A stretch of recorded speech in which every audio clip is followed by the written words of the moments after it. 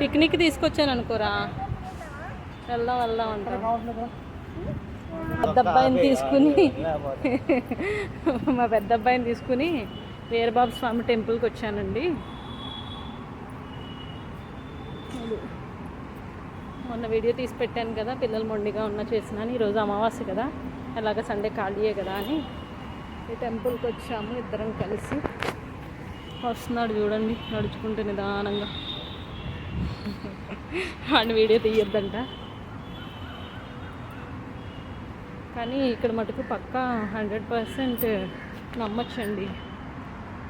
ఎందుకంటే మా అబ్బాయి విషయంలో ప్రూవ్ అయింది అది. అసలు వాడు టెంపుల్ కంటే ఇదివరకు వచ్చేవాడు కాదు.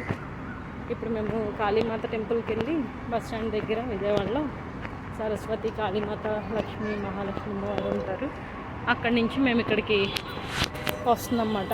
ఇది బస్ స్టాండ్ దగ్గరే కదా, బస్ స్టాండ్కి అవతల మెయిన్ రోడ్లో అది ట్రైన్ వెళ్తుంది చూడండి.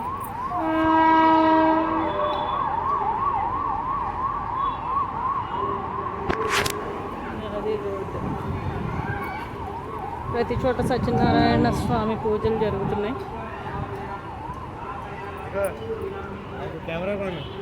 దేనికి చూసారండి, టెంపుల్కి వచ్చాము.